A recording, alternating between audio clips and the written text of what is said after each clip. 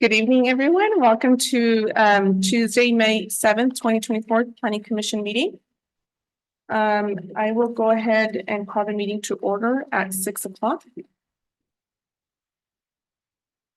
Can I get a roll call? Chair Zavala, Here. Vice Chair Ruiz, here, Commissioner Garcia, Commissioner Gallardo, Here. Commissioner Mendoza. So I did get an email that Commissioner Mendoza and Commissioner Garcia will not be here. Can I get a motion to have them excused? Yeah, I make a motion that we excuse both of them. Can I get a second? Second. Everyone in favor? Aye. Aye. Thank you. We're going to move on to C, Pledge of Allegiance. Can you rise?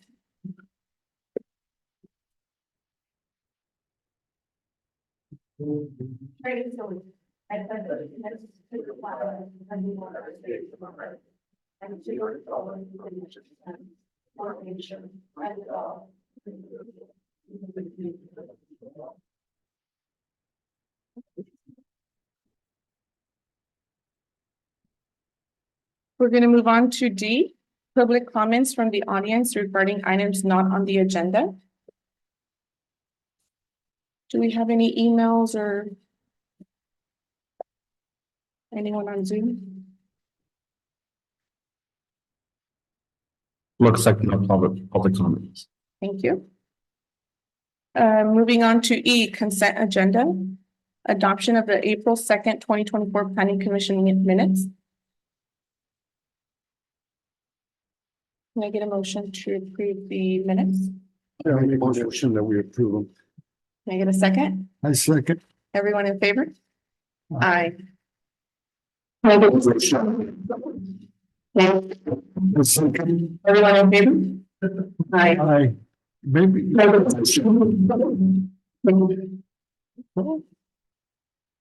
Okay.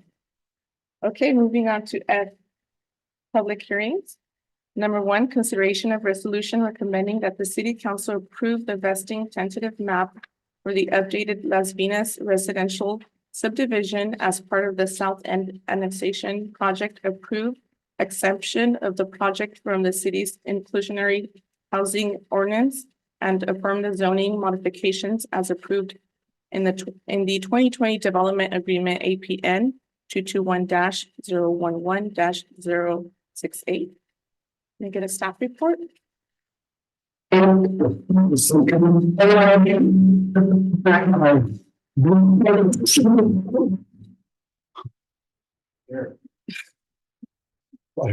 was my hearing aids. Seriously, I thought it was my hearing aids. Don't forget to unmute. Okay, hopefully all is well now. Good evening, Chair, members of the Planning Commission, members of the public. Glenn Small, planning consultant here to bring up a project, Las Vegas, that you may have seen before, and if you have, it's because we've had it here before. And I'm going to kind of go through the history of the Las Vegas project and kind of go through where we are today and why we're here, and kind of go over the particulars of the project. If you recall, this project is that narrow shaped property immediately south of the high school. It comes around to the south of Vista Verde Middle School. It's incorporated in the city of Greenfield on the south end of the city. This is the map that we're looking at. There it goes. It's 182 single family units. If you've seen this map before, it's because you have. This map has been approved previously. It was a number of years ago. And so on the tentative map, you have to move forward on building. If you don't, then you have to extend it. And if you keep extending it, there's to a point where there are no more extensions. And so then you have to come back and get it reconsidered. So this is a reconsideration, or basically a new application to start the timeline over again for the vesting tentative map for this project. The map itself is exactly what the last iteration was of the project. What the project is, as I mentioned, 182 single family units. there's adjusted setbacks and lot sizes. There was a development agreement that the city council approved back in 2020 that was done on the property. And consideration of the waiver of inclusionary housing requirements. I'm going to talk a little more in detail about that. So the property annexation was approved back in 2016, along with the environmental impact report. So all the environmental studies and work to clear this area, the South End annexation for development. So shortly after that, the city council approved the first, what's called Vines tentative map. There was 150 lots at that time. The lot sizes range from 6,000 square feet to up to 12,000 square feet, and with the average lot size was approved 7,785. At that time, the city council waived the inclusionary housing requirements. If you know, we have an inclusionary housing ordinance within the city of Greenfield that requires that 20% of the development be set aside for affordable housing. The city council made findings at that time that basically said there was enough affordable housing in the vicinity. And the product that they were going for, the rate development was something new to the city, and they chose to waive the inclusionary housing requirement. Fast forward 2 years, extension of the map was given. In 2018, there was a change in the project description. It went from 150 units to 222 units. There was involvement by CHISPA to build 80 units of affordable housing. There were 2.26 acre sites there.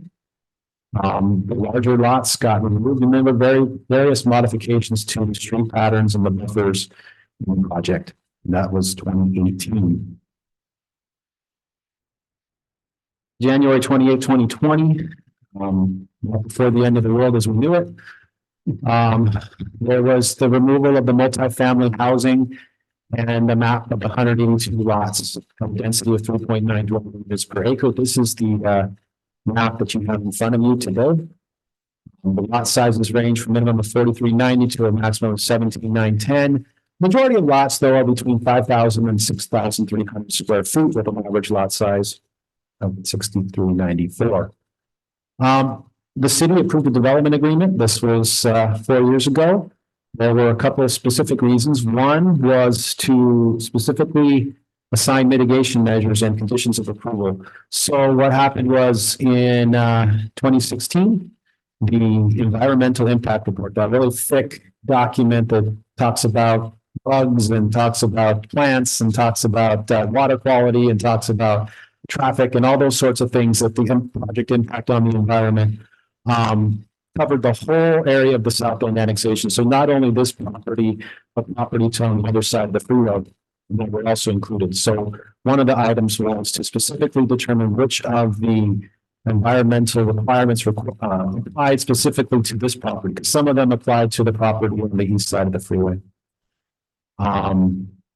As there were changes to the maps from the original map that they were relying on, there was a request that the map was in conformance. And there was a reduction in lot size, under 6,000 square feet requires a change.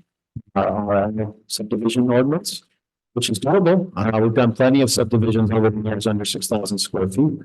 But that's the typical standard for a standard subdivision.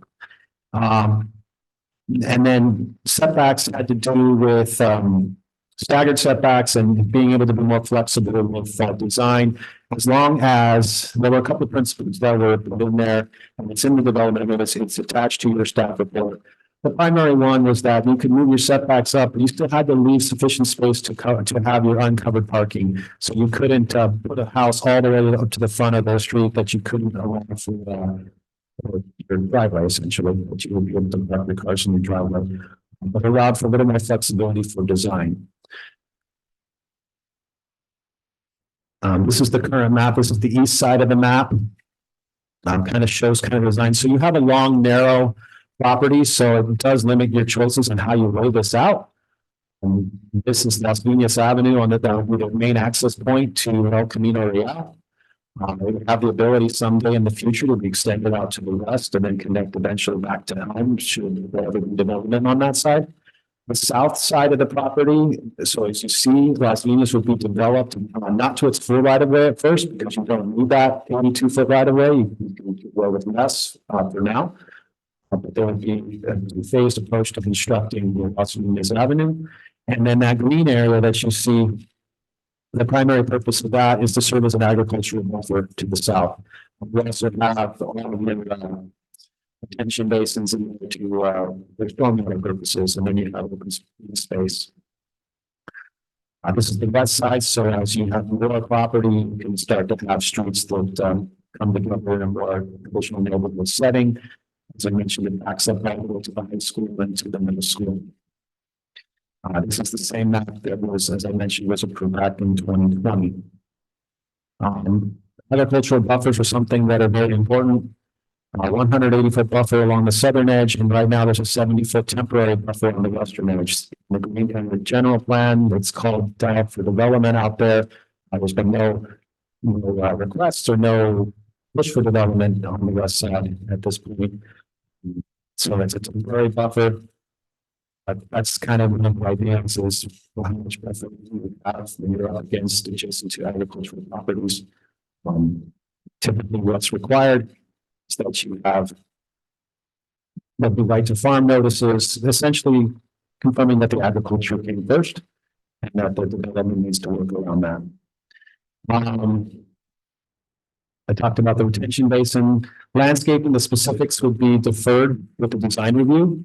When we talk about design review, that's something the planning commission will look at when you have an actual builder that has floor plans and house plans. We don't have those at the present time. So this would create the tentative map, and then once a builder is identified and moves forward, then it will come with elevations and what exact floor plans they would put on the properties and the site plans, et cetera.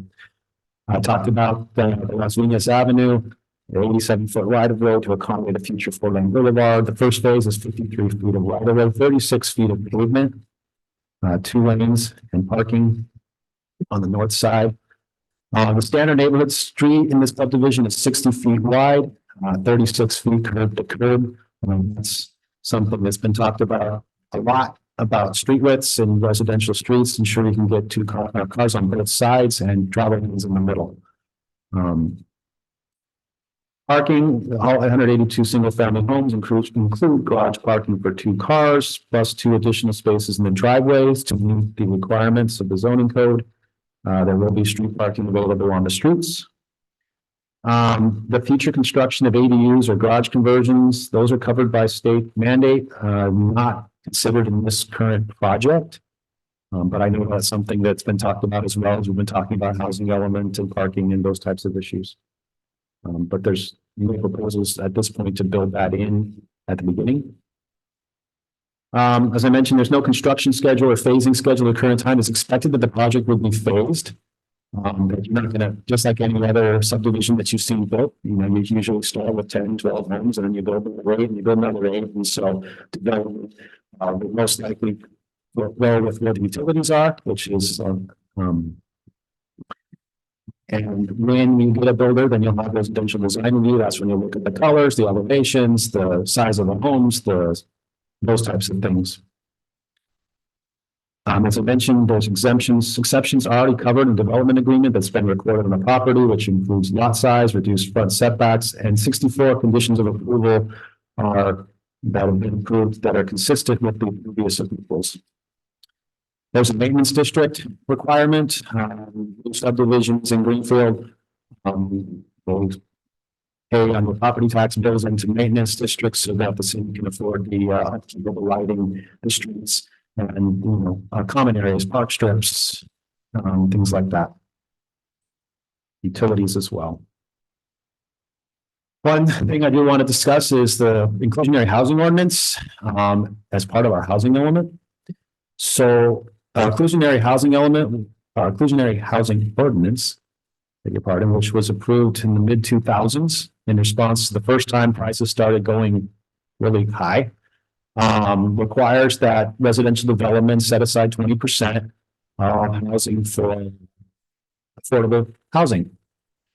And there is exemptions in the code that allow for exemption from all or a portion of the requirement. And there's you have to satisfy 2 of a number of criteria. In 2016, the city chose Two, one is the number of existing affordable units within a half mile of what is required. When the proposed development exceeded 20% of the total number of proposed housing units. They cited Tyler Avenue Townhomes, the Chispa project there, the Los Ositos Senior Housing Project off of Elm, both within that radius. And then number two is the project proposed significant amenities above and beyond those required as a result of development to the benefit of the city. That was in 2016. So now, as you know, as we talked about in housing element purposes, the city overproduced on its affordable housing in all categories during the 2014 to 2022 period. And I think more importantly for our discussion is the city will meet all of its very low and low income housing production requirements for the current cycle, for the sixth cycle, just through the construction of the EAH project that's under development right now, the Avila project that's under development, the last of the Avila buildings that's being built right now, the other project that you have on, and then you also have the self-help project that you recently approved. When you factor those in, you have completed, those projects will have completed all your obligations for very low and low housing for the next 8 years. So therefore, it would be consistent with the state adopted and mandated affirmatively furthering fair housing principles, which talk about, quite frankly, putting more affordable housing in the peninsula and more market rate housing in the valley. That's the easiest way to put it. It would be completely consistent with not having to put in more inclusionary housing in this development, considering this project to be built in the next 8-year period, because we've already met all of our requirements for the low and very low income housing with the projects I just identified. So should that be something you want to do, that was something certainly would be supported. We can go into more detail if you like, but I just wanted to kind of go over the main point of it. The biggest thing is, if this is a recommendation, it will go to the city council. If the city council ultimately chooses to approve it, this essentially starts the clock again. It allows the developer or the property owner to go seek out a buyer, gives more certainty to a potential builder. They have time to go get whatever it needs. It's a very complicated process to build a subdivision. In terms of, especially when you look at interest rate environment right now, cost of construction, there's a lot of things that keep people back from building homes. And I think that we're all aware of the need for housing, and, it's up for you as planning commission and ultimately the city council to decide how it's done in the city of Greenfield. You have a proposed motion should you wish to take it. You have alternatives if you need to. You only have 3 here, so I'll defer to the city attorney on those if there's any disagreement and how you will function with that. You're welcome to ask questions. We do have a public hearing for this. You can ask questions of me or of other staff or of applicant or property owner, however you would wish to proceed. But that concludes my report, and I'm here if you have any other questions that you want to bring forward. Thank you. We're going to move on to B, open. I'm going to open public comments. It's a public hearing, but yeah. Oh, that's right. Do we have any discussion? Any preliminary questions? Questions for Brett? Yeah, let's start off here. Thank you for your presentation. But you mentioned something about inclusionary housing, that we're good for the next 8 years. Is that correct? That is correct, based on the construction of the EAH project and the self-help project and the Avila project. That's building right now. And then you also mentioned something, because if you're within half-mile radius of other low-income stuff, that you don't have to abide by that, is that? No, that is a reason that the city council can choose to waive it. So basically, if you already have sufficient affordable housing within that area, Right. then you can, it's a criteria to say we don't need even more in that particular half-mile radius. Okay. And let me see, they've gotten 2 extensions so far, is that correct? So, yes, so basically it was originally approved in 2016. Right. It was extended in 2018, made it all the way to 2021. And now we're in 2024. So basically, those approvals expired. And now we're back at technically, this is you're looking at it like start a new project, starting the clock over again. Yep. Okay. All right, that's all I have. Vice Chair. I don't have any either. And Steph is not here. Okay, so we're gonna. There's a recommendation. Well, you need to have a public hearing, so. Unless no one wanted to speak.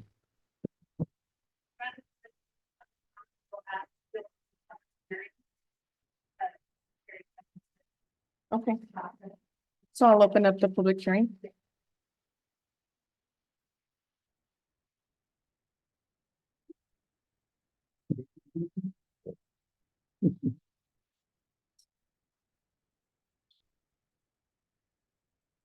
Okay, this thing is on. Yeah. Roger Matosa, I'm with Roy Seco Vineyards. We're the property to the west. And we, support this project, and we also support when you folks decide to move to the west. We were part of that general plan update, the sphere of influence, so supportive of it. Only one question. The original ag buffer back in 16, there were some changes coming into 18, and then this map, and wanted to thank staff for providing that map for me, that we're able to dig it up for me today. Appreciated that. Did want to get a copy of what the buffer was in 16 and 18, because there was comment made that it was changed. We understand it's temporary along the west side there along us, but you have 180 feet on the south side and only 70 there. So more of a curiosity, but I just don't remember what it was back in 16. So we were hoping to get the map so we'd have a complete file as far as 16, 18, and then 19 I do have. So thank you. Okay, thank you.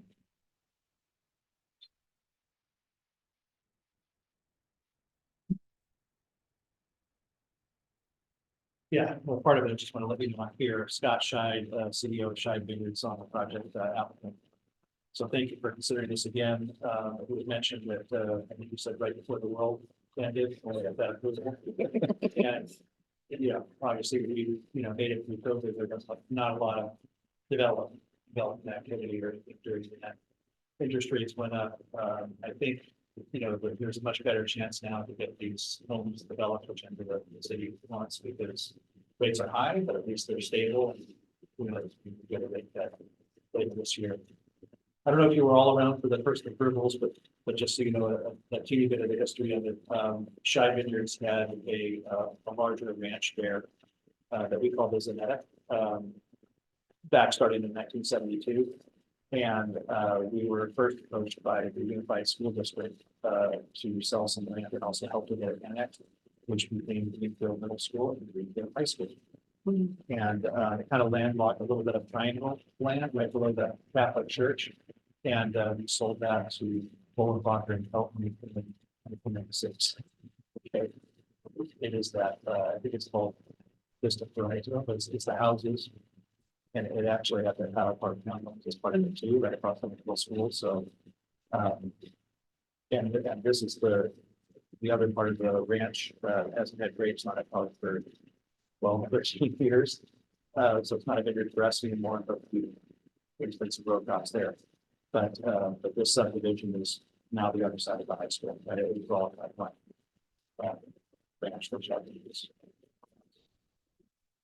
And if you have any questions. Do we have any questions? No? No, I think we're good. Thank you so much. Thank you for being here. Anyone else? No? Okay, I'll go ahead and close public hearing. And then, I went on to the planning commission discussion and decision. Do we want to add anything else? No? Okay. So we have a recommendation, a proposed motion on page 14, if anyone wants to.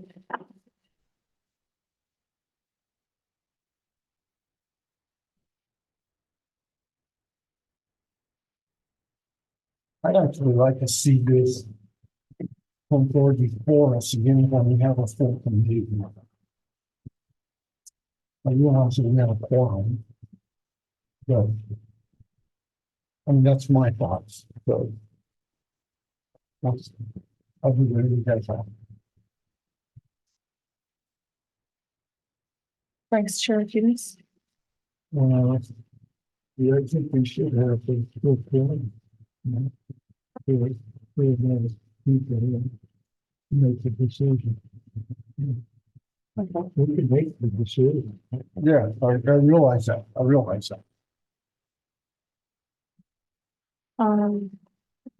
Well, I would just, note that there is a quorum and you do have adequate votes to make a decision. And so Yeah. for that reason, I would recommend that you make that decision this evening.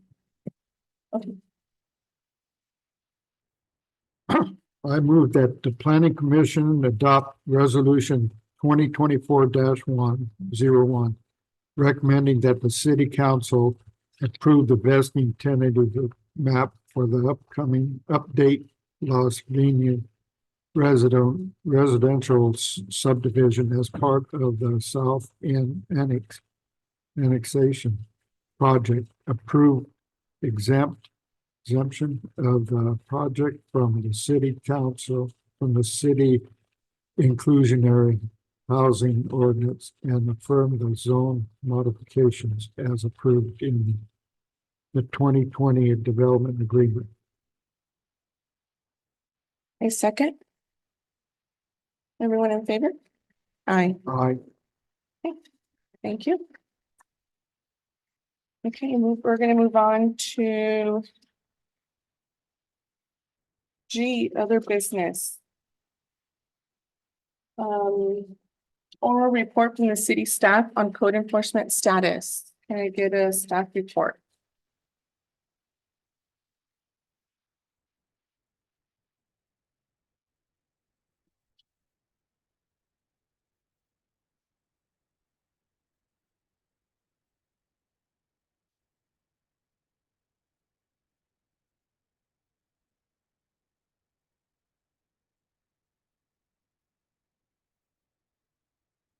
Good afternoon, Commission.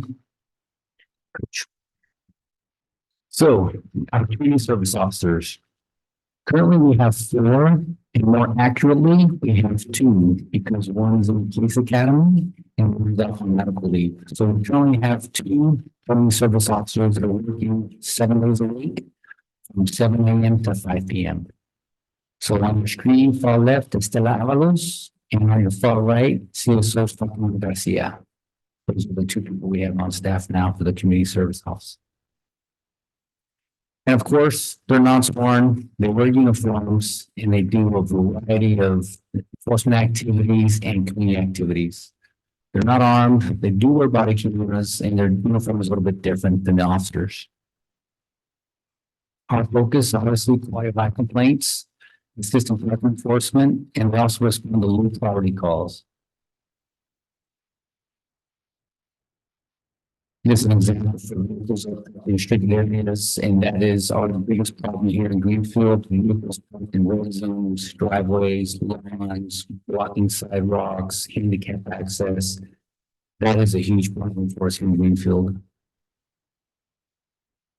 We also regulate the peddlers and solicitors. So we have 19 currently, which is also 40 that are in the road around these permits. And we also do our homeless encampment cleanups. So, and it's a revolving door, and we're constantly and sensitively relocating people, offering them assistance as much as we can. But we recognize that there's a hazard with health and safety. So we're as proactive as we can be to keep them in a safe place, not so much as an oversight for the public. And really, it's safety for the citizens, for our residents to live in the neighborhoods who sometimes have bad encounters with people suffering from mental crisis, certain reasons, mental health or addictions. Also assists with compliance with nuisance and zoning violations. So one of the primary goals obviously is to educate the public.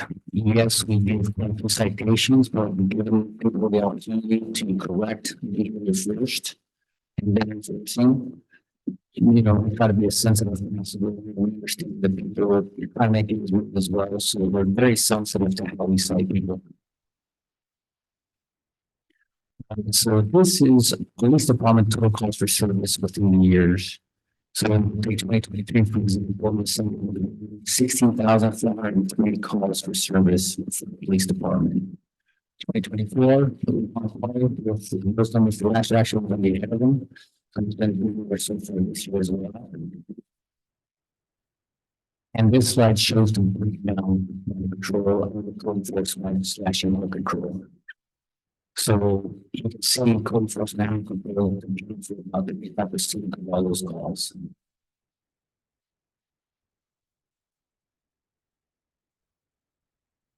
Those calls will get to become 42 calls, including enforcement. That's a lot. And so for this year, the date at 811, and just in May. So this next slide, I'm just going to show the top 3 calls for 2023, 22, 23, and the date. So 2022, abandoned vehicles, municipal code violations, and parking problems. Those are the biggest calls for service that we get. Those are the numbers for 2023. Same thing, those violations and parking issues. And your date.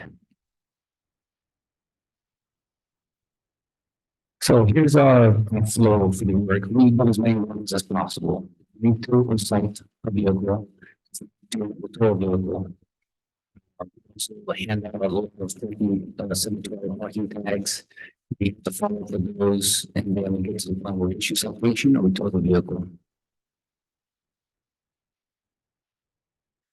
So parking citations. So we look at last year, 2023, it increased 338.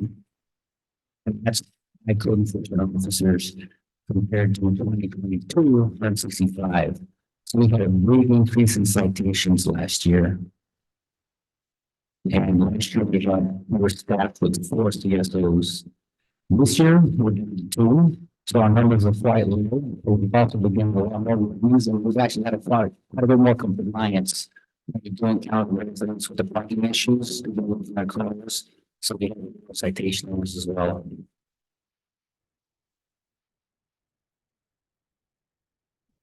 Those, you can see the difference between 2022 and 2023. Versus 2019, that's quite a bit. This year to date, we do 11, again, about leniency, people like their vehicles, and we also done the, like I mentioned before, the 2 code enforcement officers.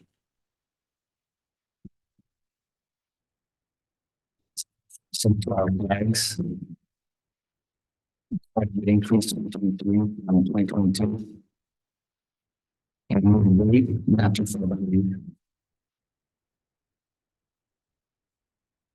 Wednesday citations. We did a lot of Wednesday citations in 2022, not so much in 2023 because we navigated the burdens with their citations. Just for the one done 7 year date. And our administrative citations have a hefty fine. And first offense $100, second offense $200, third offense $300, and it goes up to $500 per offense. So we're very judicious when we issue these out. It does, but instinctively when they give them. Sometimes it's easier to give them just a regular citation versus an admin citation. The animal control part of the code enforcement officers.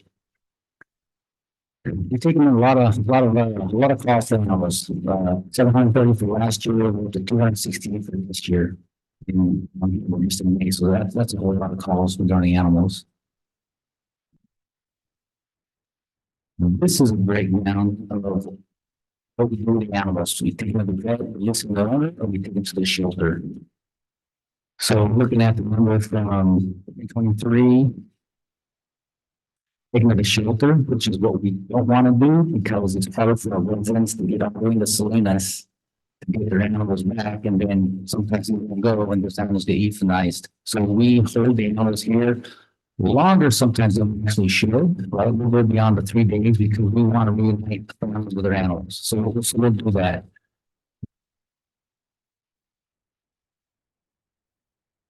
And this is the flow process for the animals. We keep them 2 to 3 days, which we've had several animals for several weeks because we knew if the animal was on vacation or something, then they didn't want their animals back, so we would take the time to hold those. Or we transport them to the shelter, they pick them up, the county picks them up, or we call the neighborhood project. Where they come and assist us with some of the animals, and so they've been a big help. This is how we can contact our community service officers. CSO at ci.ca.us. Address goes to them directly, all of them. Everybody gets that. Also the emergency extension dispatch. And of course, anybody can come in and schedule them because they were here from 7 to 5. I'm running through that pretty quick. And try not to be questions, so I'm here from. All right, thank you. I'm gonna go ahead and open public comments. Do we have any public comments? Yeah,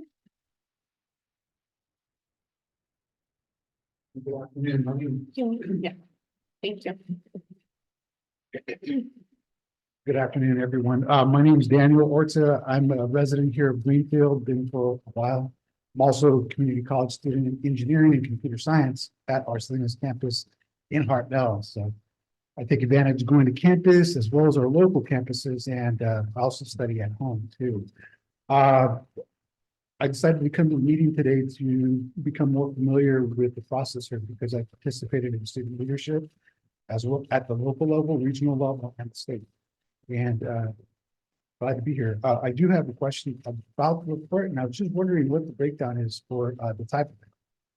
Is it mostly dogs, cats? You know, kind Mostly dogs. Yeah, 3/4 class for dogs. You know, they're active, they get out, they run around, you know, so our CSOs come in first thing and there's already a call waiting for an animal that's loose, running along the freeway or something like that. The cats, we tend to utilize a neighborhood pet project mainly for the cats. That's really, that's kind of what I was thinking as I was hearing the report, that if there's a community-based organization or even like some volunteers in the community who could help house the animals, you know, rather than having them sent to Salinas and face destruction, you know, maybe that might be something that we could help with. Thank you. Thank you. And if I may comment, There is one, SCAR, South County Animal Rescue. And they'll help with dogs that are found, cats that are found. They'll even connect families with what's it called? Well, they connect them with this agency where you can get really cheap neutering and spaying for like $5. That's called SNP. Yeah, that's SNP. SCAR will connect you with SNP. Correct. Thank you, Bob. and if I may comment on what you mentioned, so we're currently working and in talks with the county, Hitchcock Human Rural Services, and also with Supervisor Chris Lopez, because ideally we would love to see a shelter, a South Monterey County shelter in Greenfield.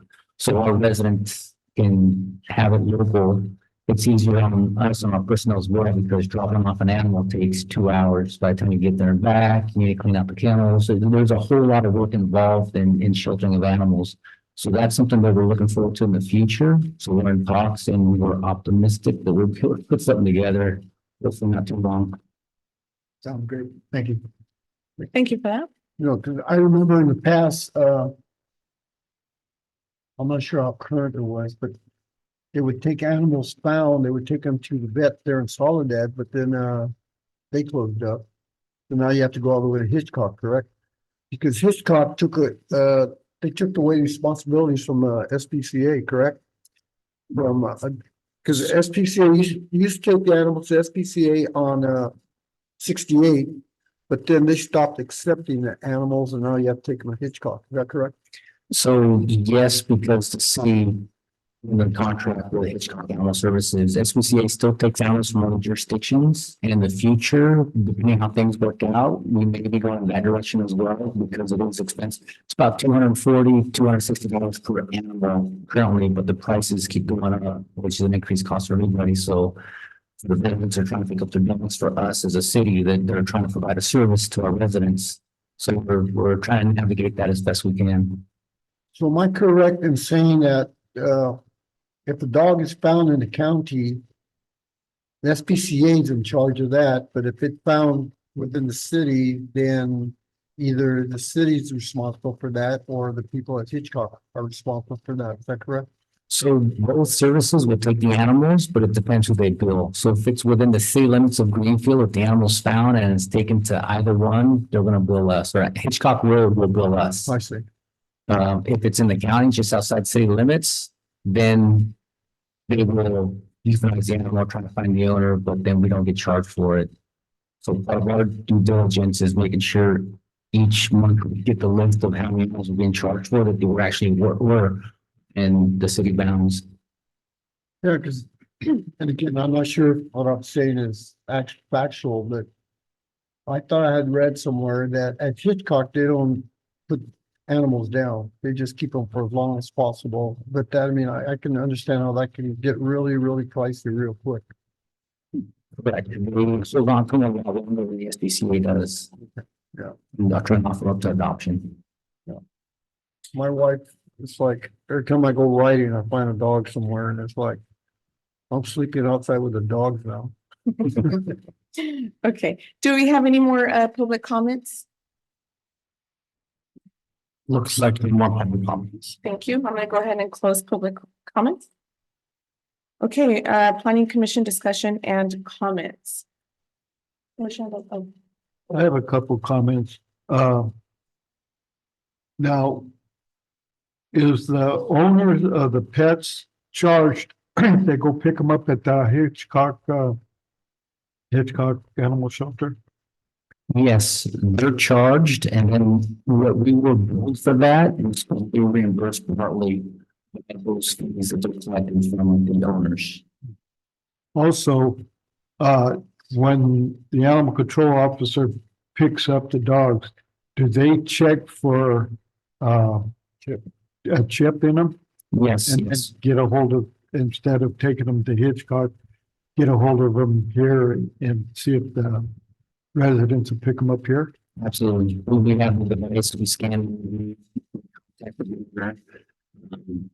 We'll still over the officers, if the animal control service is on, then the officers will release the animal. So we do we take every effort to get the it's back to the owners. I know a few weeks ago, on a Saturday, my brother and I were standing outside at my home. And here comes a coyote. Mhm. I don't know where he came from, but he went down that way, and we couldn't get a hold of nobody. Finally, one lady called the police department. They came, but that coyote already jumped the fence at the park, and there was kids and people at the park when that coyote went through there. But he wasn't vicious or nothing. But if I would have had my two little ones out there, he probably would have got them. So I'm concerned now about these animals coming in from who knows where. Absolutely. And about a year ago, and a half ago, we had them outline. They came in with something like that. That's up to you. okay. Okay, so I'm gonna get away from animal control and go to the CEO, code enforcement officer. I'm surprised that Bob didn't bring this up, because I mean, his thing is parking. Well, I was waiting for you to, but I will bring it up. Okay. Anyways, I see the obvious to me is when people park their cars where the lawn used to be. I mean, that's direct code violation. And then there's another violation that kind of goes hand in hand, that you can't have your car X number of feet from your, like your front door. I forget what code it is, but it is in there. And I see this, it's very prevalent, the whole community. I mean, you've seen me out on my bicycle, right? Yes, I sir. mean, and I look for that all the time, and it's like, that's my pet peeve, people parking like where their lawn used to be. My neighbor used to do that, and he used to, a couple of times he got on my lawn, and I'd chase him off. But anyways, yeah, that's one of the things about parking, and it's getting to the point where I like that our community is really expanding. But as we expand, we get more problems, right? I mean, it's like and I've said this repeatedly, probably ad nauseum, that we're outgrowing our infrastructure.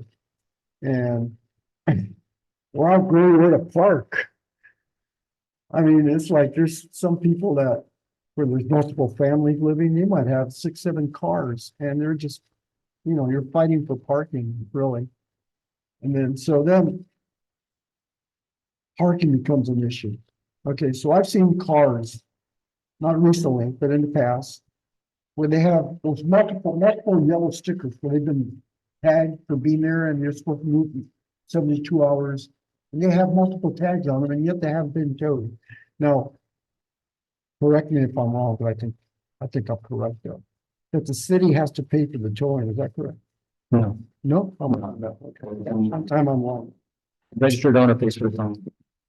Okay, but what if the car has been abandoned? Then what? Tow it.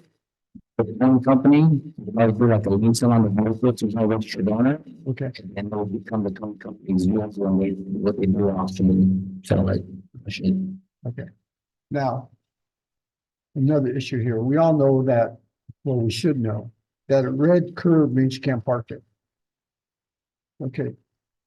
Go down Oak Avenue School between 12th Street and the actual school, and it's all red there. Go over there in the afternoon, and that place is just loaded with cars. I've seen cars that are actually parked where the buses rode. And to her credit, I saw a code enforcement officer one time several weeks ago citing someone there. To her credit, she did. And I saw one there again today, and it's like, I don't know, some people took their driving test with a shopping cart or something because they really don't know what what they're supposed to be doing. And I mean, those are the obvious things that I think code enforcement officers should be doing. I realize that police officers, they have a lot more on their plate than looking for stuff like that.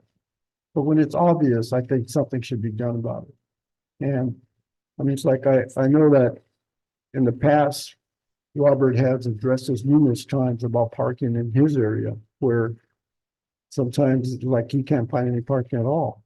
And I think it's common within our community. And I mean, when people stop me and it's like, oh, I see them, I'm on my bicycle, I see them waving me down. I said, oh, I know what this is about. It's like, yeah, I mean, usually it comes down to parking. More often than not, it comes down to parking. I can't park in front of my house because it's already taken. Yeah, it's with the amount of people in houses, our population, and we have a lot of workers, and 20, 30 people sometimes that we may not know about. We may know about 12 or 15. So the parking issue is terrible, and we recognize that, we see that, we know that, and we're trying to do the best we can. And the new law just changed to this year with intersections. Now it's limiting how much space you can park with an intersection. It goes back 20 feet now from the intersection. So they're all 3 ways. So the city is going to be eliminating more parking spots here in the near future. So it's gonna create more of a problem. Of course, with the housing development, which is awesome, it's fantastic. But that's plugging issues, and then those two car garages are gonna be ADUs, so cars are gonna be parked there as well. So it's a perpetual problem that our community and our leadership needs to take on. It's a fact that most of us, you know, move the cars and offsite, it's a whack a mole, but I don't know what the answer is, but we've had conversations, with parking registry, rental registry, what's the right answer to try and solve this instead of just putting Band-Aids on it. So Right. it's a problem that took years and years and years to make, and then we're not solving it overnight by any means. Yeah, because I agree with you. I mean, we're like putting a Band-Aid on a shark bite. You know, it's just not gonna work. But I mean, again, it comes down to the code enforcement officers looking for the obvious. I mean, to me anyways, I mean, it's like you don't want to go be looking over people's fences and stuff. But I mean, the stuff that really stands out, you know, people parked on the lawns, broken cars, you know, so. Yeah, I realize that they're trying the best that they can. But maybe they should try just a little bit harder. We always can do better. That's one thing. We can always do better. I seen the code enforcement officer go by my house the other day, and across the street, people are parking in the corners and blocking handicap access to the street. And didn't stop, just kept on going. You know, why didn't she stop then and cite that car? And it's numerous corners, you know, it's corner of 7th and McDonald, Reed and De Leon. That's bad because you have to go way out to make a right-hand turn to get on El Camino Real. And if a car's coming, you know, you're in trouble, you know, if they don't see you pulling way out. They're doing it every single day. And there's my question was also on the code enforcement, are you gonna hire more? Oh, absolutely. We have 10 applicants interviewed here within the next month or so. And then obviously with additional housing, we need additional manpower, right? As our infrastructure goes, we need to increase our personnel. So hopefully within the next fiscal year or two, we can add 2 more CSOs because the work's there. You know, with the amount of between the animal control and let me just use animal control for one example. So we have a couple of dogs in the kennels. They need to be fed. They need to be walked. The kennels need to be cleaned. Maybe they need to be transported to Salinas. So we're talking a lot of time just caring for the animals. And that's outside of going to do, you know, parking enforcement or being called for something else. So there's a lot of work that's involved with taking care of the animals that kind of takes away from everything else. So added manpower will definitely help. That's something we're going to seek in the near future. So you have applicants now for it. Yes. How many are you gonna hire? One? I can hire 1.5 right now. Because you have one on disability, correct? Correct. Yeah, because we need more the better, but I know it's expensive, so. Yes, and well, the officers should be doing more. There's downtime, you know, when the houses are packed because everybody's back home getting a rest. That's, So between 1 and 5 a.m., you know, that's a sweet spot. If it's a little slow, they can go out there and do some citations. I think that's a good idea right there. But what type of training do your code enforcement officers go through? So there's a standardized code enforcement school to go to. It's varies throughout the state, depending who is hosting and where. It's 80 hours to go to meet. We also send them to, you know, report reading and some law enforcement geared courses. So that way they're aware of officer safety. You know, sometimes they will be a target. Do it to many people sometimes, right? So how to diffuse, de-escalate. So there's once we hire them, we send them out to training 2 weeks, we'll do another one for them, training. So they get trained for There's still the 80 hours isn't continuous. I mean, so it can't start like on a Monday and stay there till it's over. Oh, they do. Yeah, it's a continuous I see. Okay. for 2 weeks course. But then once they're hired, they could take additional courses also. Absolutely. So we send them, and then there's that thing, they're gone for a week, then we go into the training, they're gone for 2 days, then there's travel days involved, so they're not doing enforcement, so, you know, where are they, where'd they go? And so they're in training, so it's the pros and cons and double-edged sword of training, because it takes them away from what they need to be doing, but yet we're educating them in the tools to be able to be effective when they get back. It seems to me that, and again, from my perspective, that you have a pretty good turnover here with law enforcement officers. Is that correct? Yes, so we had, the last one we hired, she, a little bit over a year ago, she's still with us, obviously. Still ours, she's been with us for over 2 years, Nancy, almost 2 years. And Jonathan, we know he's in front of me.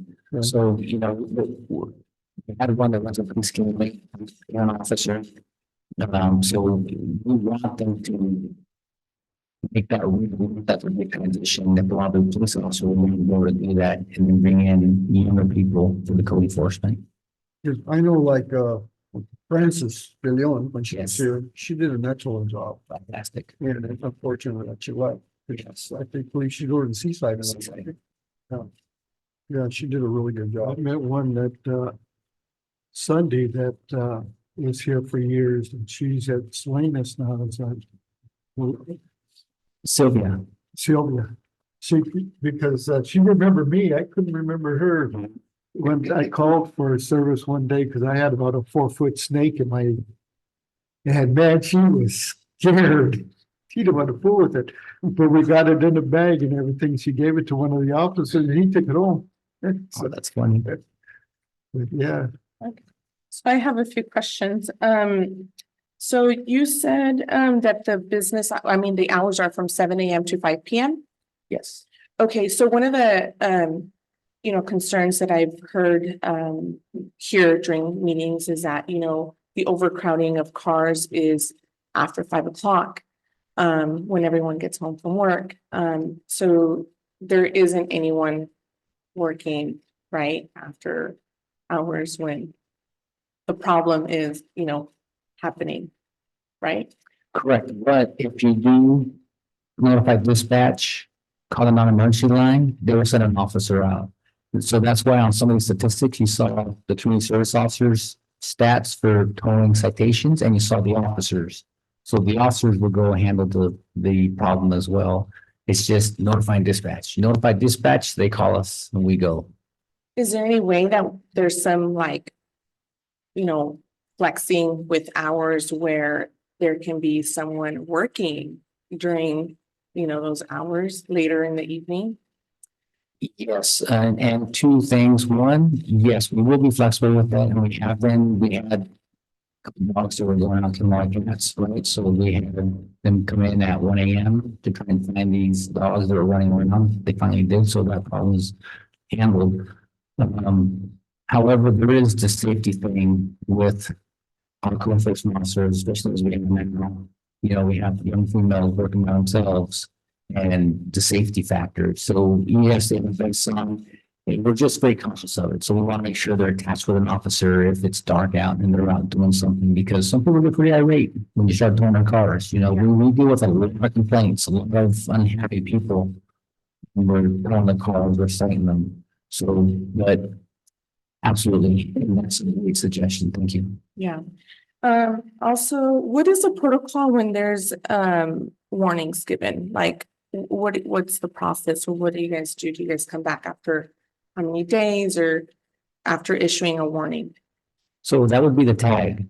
A lot of times it's verbal. It's like, hey, move your car. They move the car. Then that's it. Move on to the next thing. But it's a 72-hour tag, the ones that go on the windshield, and they should be checking. And I can completely understand where there may be a vehicle with, that has longer, because the off-going person is on their Friday, which is a Wednesday, and the oncoming person, starts. And so they don't know what was tagged prior. So there could be that reason why sometimes vehicles stay a little bit longer than 72 hours. And then, so is there, I know you guys are working really hard, But is there any way that we can have some workshops for our community and try to educate our community when it comes to, you know, parking and, you know, overcrowding and all that stuff? Is there anything that you guys are doing for our community? So we'll post some of these on social media, on Facebook, you know, when we do certain enforcement or we see something that's kind of egregious or signing, we've had some good responses. We take the opportunity when our CSOs are at community events, we're talking to community members, whether it's the Harvest Festival, 4th of July, we have a booth set up for job fair, you know, we're sort of constantly trying to hand out flyers and talk to the community.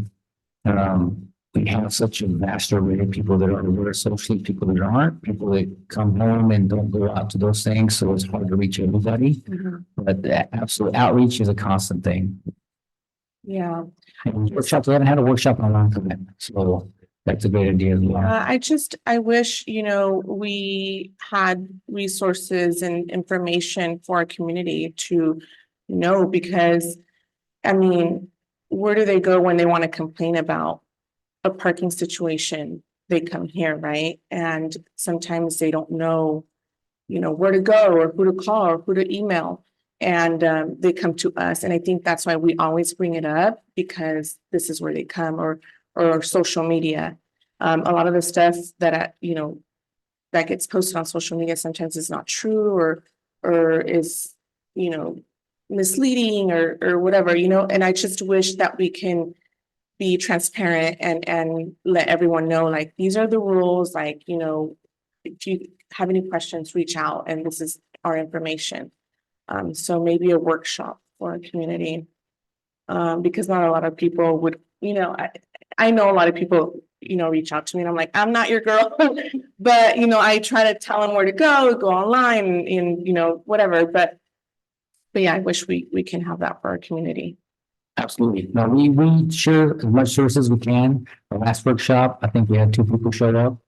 You know, so that's why we go to the high school, we go to the middle school, when there's events, we make a point to show up to those places and try and reach people in that way, because when we have things here, a lot of people don't show up, and as you know, so. Yeah, I know. We always get excited when new projects come before us, and that's always, you know, a topic of conversation, the whole parking situation. So yeah. I think that's all I have. Do you guys have anything else to add? Yeah, something Chief Mitchell just said about parking situation. Perhaps a car will get tagged, and then over the weekend, another officer comes in and doesn't know when the car was tagged. But I thought all that info was on the tag, and shouldn't it be entered into like a database where they could just look at it and say, yeah, it's been here a week or whatever. It is, but we don't have a database where it's constantly flagged. I see, okay.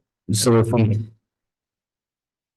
we just changed record management systems. So as we're looking to improve, that's one of the areas where we can try and flag issues or flag things that are pending. So now that we have technology, that's where we're trying to put the information for our community service officers. It's like flag it, everybody check it, because it goes in an inbox that everybody gets and they can see what's pending. Right. From where they can handle it. So that's part of our IT upgrade. Do we have somewhere online where someone can like report anything or anything like that with code enforcement? There are through our website, they can access online complaints and they can email CSOs directly. CSO at the email, they will get that instantaneously. Okay, and the one online, do you have to like register and put your information? I believe we do. Okay, I know some people remain anonymous. yeah, So we're looking for a better solution on how to report and remain anonymous. The county has a pretty decent system, so we're looking at something similar that we can have, where it's as easy as ordering something on Amazon. Click, drop menu, click, that would click, be and amazing. send it. If our community can do that, and you know, I think that's a good idea. Yeah. Yeah. Anything else? I just want to thank you for coming and bringing this report to us. because we complain every month, and this is kind of helpful to us. Okay, no, thank you, and rightfully so, it's a big issue and it affects you directly, so we understand your pain. And, but looking at the number of frustration, absolutely. Yeah, we But get look, a lot, I get a lot of complaints from my neighbors, a lot of complaints. So, yes, sir. no, thank you. Thank you. Thank you. All right, we're gonna move on to H, comments from planning commission and staff. No, I think I've said everything I needed to say. Okay, Me too. yeah, I don't have anything. Okay, do we have anything from staff? Yep. No comments. Yep. Okay, thank you. Okay, with that, I'll go ahead and adjourn the meeting at 7:05.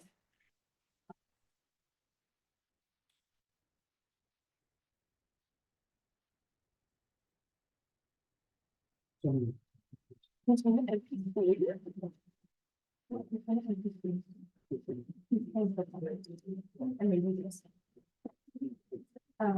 have I was invited to,